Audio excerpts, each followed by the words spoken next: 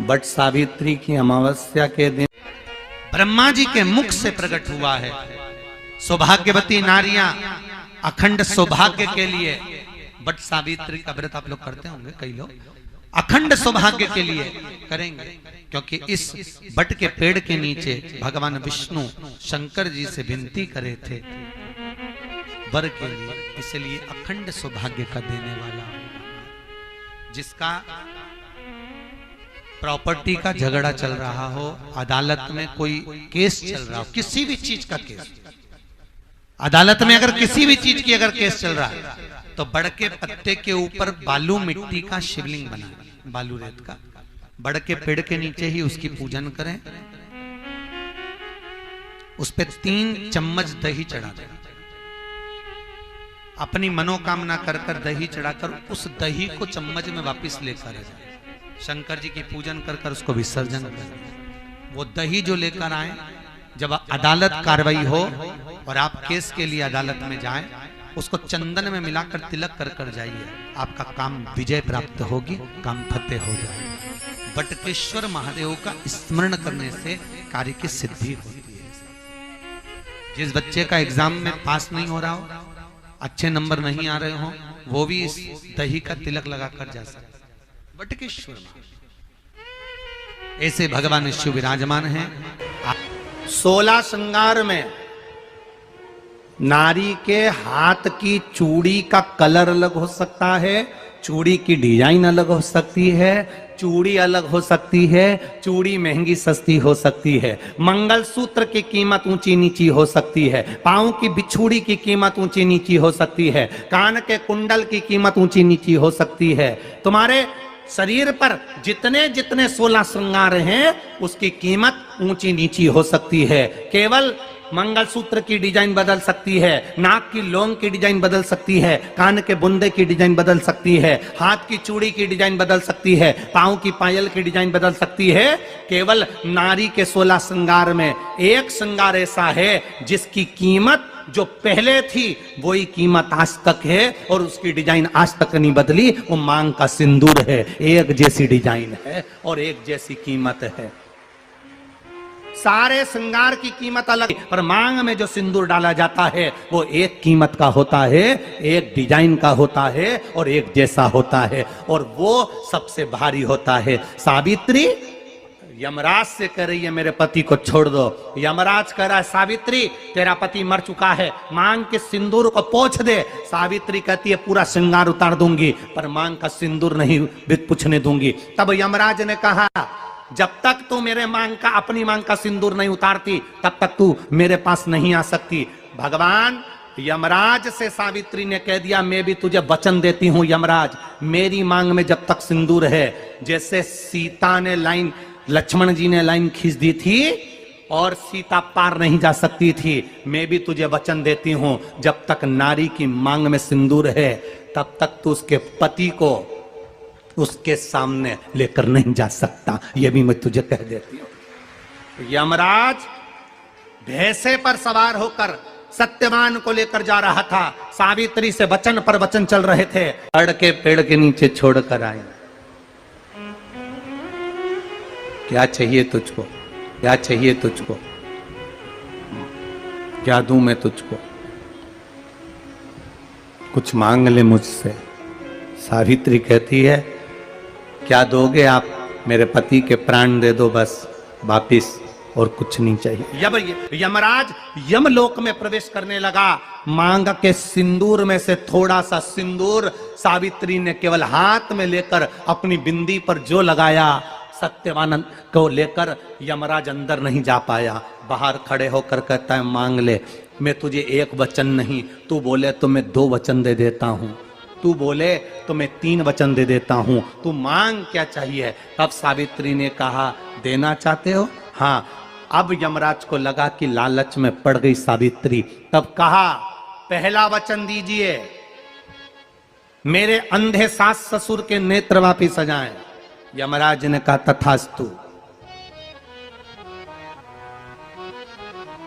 दूसरा वचन दीजिए, मेरे सास ससुर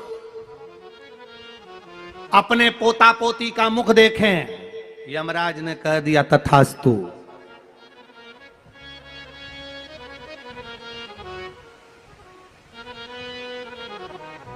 जाओ। यमराज जाने लगे, फिर आग जलने लगी। कहने लगे अब मैं अंदर क्यों नहीं जा पा रहा हूं? सावित्री कहती है तुमने वर दिया है, मेरे सास ससुर पोता पोती का मुख देखें, उनके बेटे को तुम ले जाओगे तो पोता पोती कहां से होगा? छोड़कर जाओ।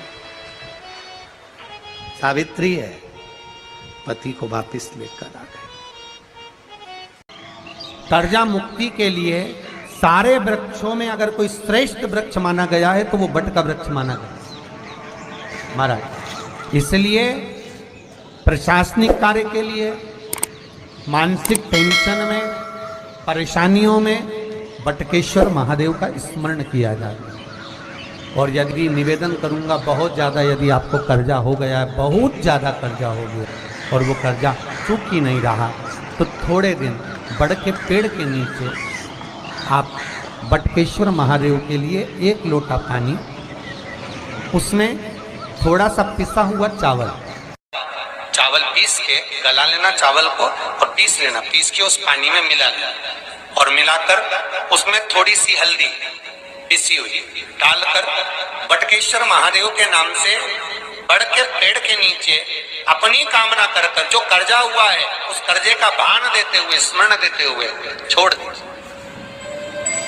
महाराज 2 या 3 सोमवार एक ही जगह पर करना, 3 सोमवार बाद वहीं से बड़ के पेड़ की थोड़ी सी जड़ उठा लाना और उस जड़ को एक कोई धागे में बांधकर या तो अपने गले में डाल लो या अपनी जेब में पटक लो, उसको थोड़े दिन पटक कर रखना, लगभग 2 से 3 महीना पटक कर रखो। वो जड़ जैसे बड़ का पेड़ विस्तार होता है, पानी गिरे ना गिरे, जल वृष्टि हो ना हो, गर्मी पड़े ना पड़े, उसको कोई फर्क नहीं पड़ता। बड़ का वृक्ष आप रूप फैलता जाता, उसकी जड़ें अपने आप प्रबल होती है। उसी तरह ये बटकेश्वर महादेव कहीं से भी अगर जड़ आपके पास में रखी है 1 महीना, 2 महीना, 3 महीना तक, तो ये जड़ अपने आप लक्ष्मी को पकड़कर खींच कर लाती है और कर्जे से मुक्त कर देती है। बटकेश्वर महादेव। पत्नी को कभी हल्का मत समझना। सावित्री का पति शांत हो गया था, मर गया था।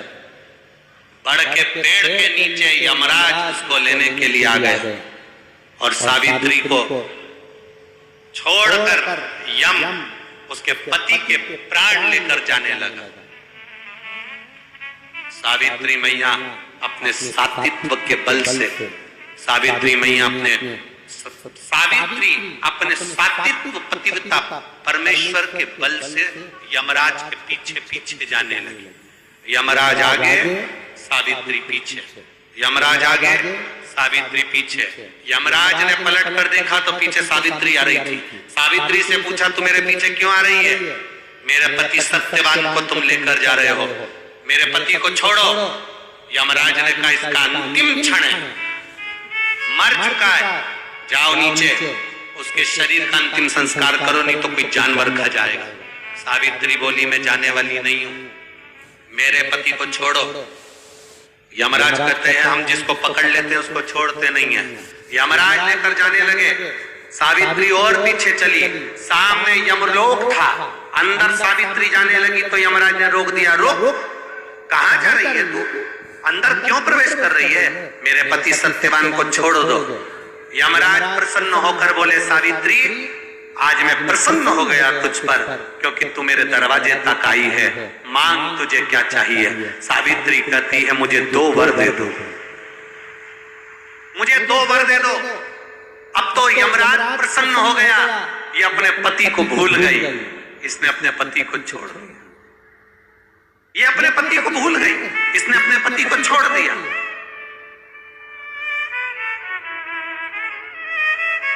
और इसने अपने पति को छोड़ दिया।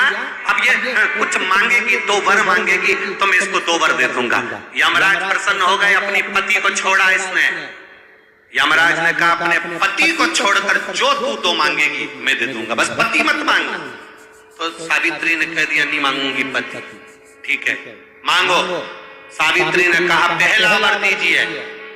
मेरे सास ससुर की आंख में रोशनी नहीं है, उनकी आंखों से दिखता नहीं है, बस इतना सा वर दे दो, उनकी आंख की रोशनी आ जाए और वो अपनी गोद में अपने पोते को खिलाएं, बस ऐसा वर दे दीजिए।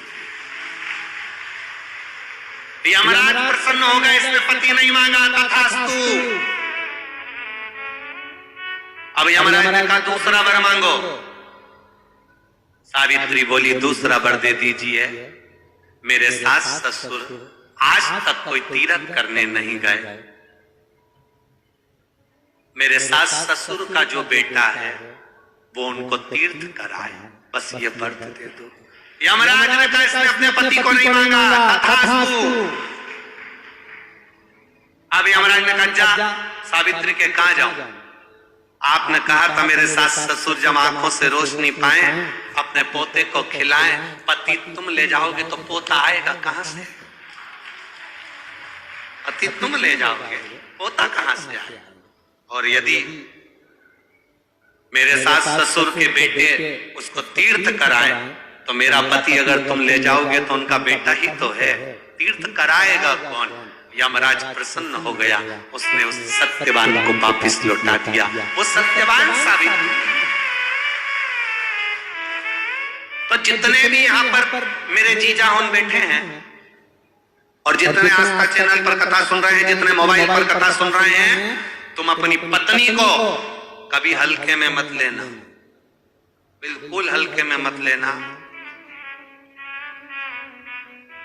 तुमसे ज्यादा बल व्रत का, उपास का, भजन का ज्यादा बल, तुमसे ज्यादा बल इनके पास रहता है। तुम सोचो कि बोल रहे हो कि मैं मंदिर में हूं, उसको बिना घंटी के घंटी बजती है दिमाग, वो तुरंत पहचान जाता है, तुरंत। अपने पति को धर्म पत्नी अच्छे से जानती है कि ये झूठ बोल रहा है, ये गलत बोल रहा है, तो भी वो उसको स्वीकार करती है। उसी तरह परमात्मा को मालूम है कि ये झूठ बोल रहा है, उसके बाद भी वो स्वीकार कर कर यहाँ तक बुला रहा है, ये उसको मालूम है।